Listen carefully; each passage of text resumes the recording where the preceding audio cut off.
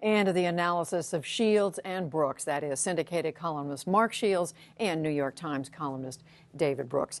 Gentlemen, it's good to have you with us on this evening before the South Carolina primary. Mark, we just heard Gwen refer to it in so many words, a wild week. How does the race look to you right now? Well, it looks exactly the way Gwen reported. I mean, that it began the week with Romney in good shape, but in a struggle.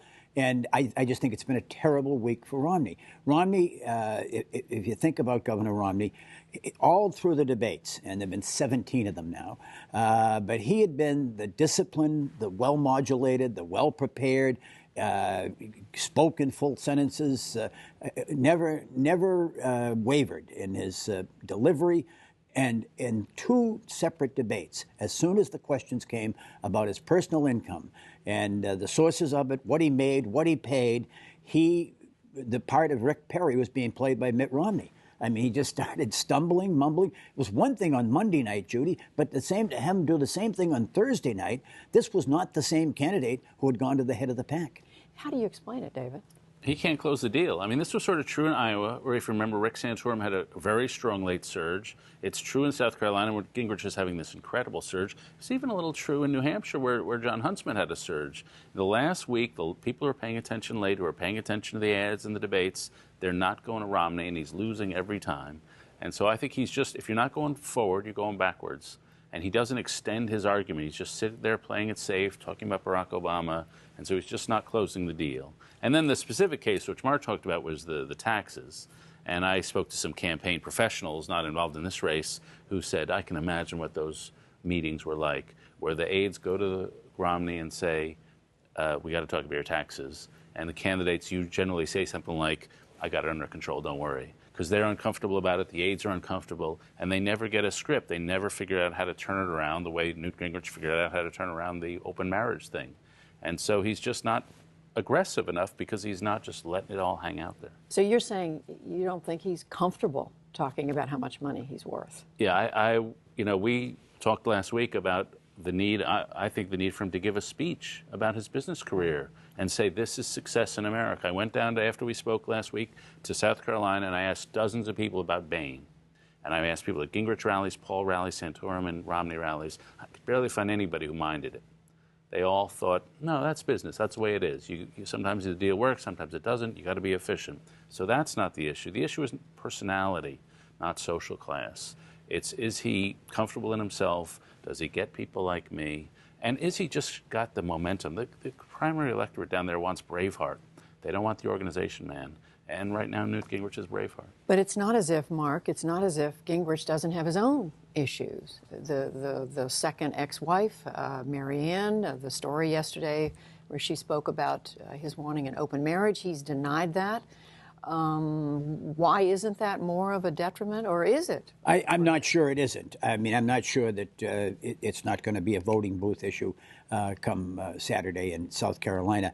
But Newt Gingrich faced with that question that you mentioned from John King last night in the opening of the debate, resorted to the most time-tested and reliable tactic that Republicans have, and that is it unites the party from the flat taxes to the flat earthers. Whatever their disagreements, you attack the media. You attack the liberal media, the elite media, the mainstream media, the Eastern media, and that's what he did. He just shot the messenger.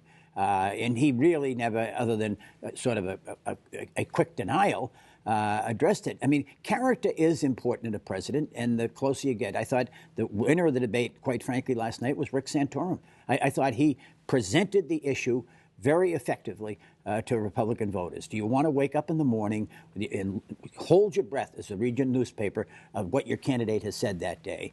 Or do you want me, who can make the issue a referendum on the incumbent, President Barack Obama, rather than a referendum on the Republican nominee? Yeah, but there's no evidence that it's working for Santorum. No. He's about 11%. And I was down there and I saw him the day after 150 senior evangelical leaders from around the country united around him. James Dobson has supported him. And it's just not adding up to anything. It's sort of significant that all these big social conservatives not helping him at all. And he's run quite a good campaign. I just think it's the star power and the fire and brimstone that Gingrich is bringing to it that makes it all about him.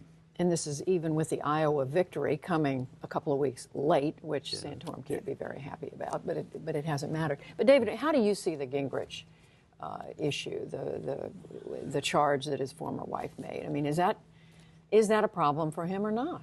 I think at the end of the day it is. I mean, the guy has, I think, a 27% national approval rating. He's just unelectable.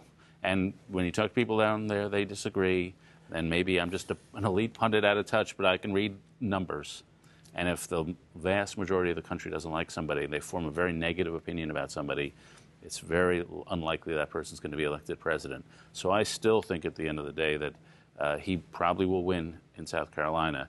I think it's hard to see Gingrich running the table. One of the drawbacks to the Romney candidacy has been electability only carries you so far. I mean, and electability carries you, it's a sustaining argument when you're winning.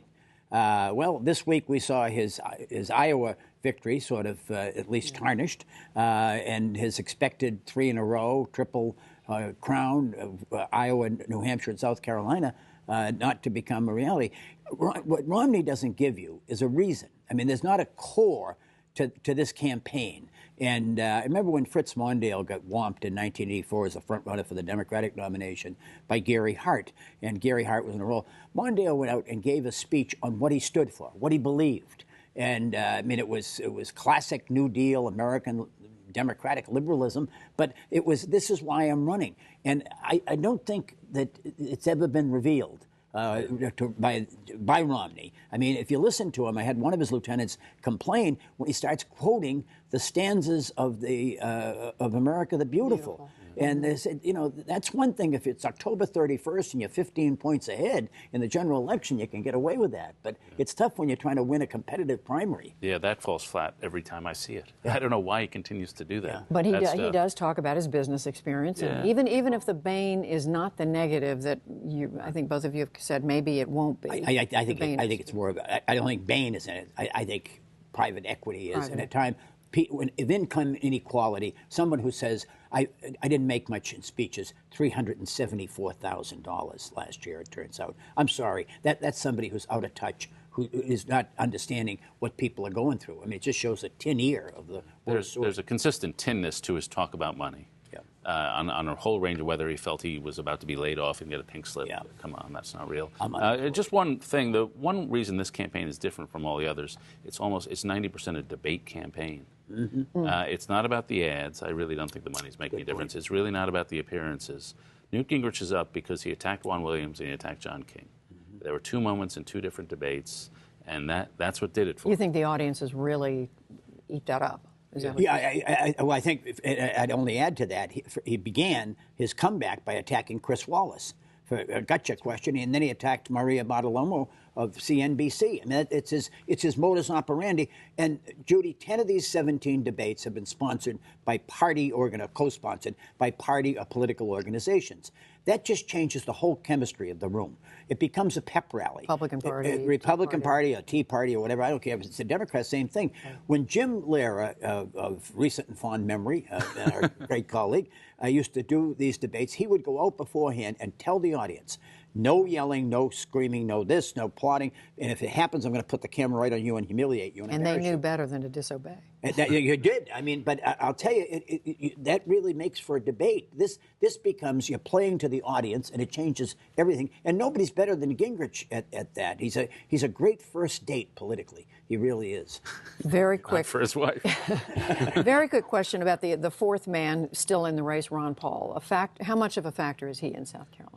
Not in South Carolina. He's just got to try to get through this. He's got some opportunities when there are some caucuses out west, when it's really fervent believers. Yep. And I think he'll rebound, and he'll stay in it because he's in it for the long term. South Carolina is perhaps, and I don't say this critically, the most bellicose state in the Union when it comes to foreign and defense policy. His brand of non-interventionist American foreign and defense policy falls really on deaf ears there. even when Rick Perry stood up Monday night and said, South Carolina's at war with Washington. I mean, it showed a great sense of history 150 years ago. But I mean, there is a sense that South Carolina really does prefer the military option. And I think it's not receptive at all to the Paul message. Well, let's turn finally here to the incumbent. President Obama started running this week first television ads in a handful of swing states. Let's just take a look at part of the ad the president's campaign is running. And America's clean energy industry, 2.7 million jobs and expanding rapidly. For the first time in 13 years, our dependence on foreign oil is below 50%. President Obama kept his promise to toughen ethics rules and strengthen America's energy economy. David, what does that tell you the Obama campaign is thinking about right now? They're not doing a lot of fact-checking because that 2.7 million jobs includes bus drivers, garbage collectors. It's kind of a bogus statistic. But they're trying to get out there. And I guess they're trying to. I guess he's going to run on clean energy. I think it's a little dubious thing to run on, but he wants to show some sort of forward-looking job creation. I'm not quite sure why they're out there with this particular ad at this moment. But I guess if the Republican Party is going to look backwards, at least he can try to look forwards, and that's probably a good, decent strategy. I did not know that we were down less than 50%. Imported. I mean, that was kind of that was interesting to me.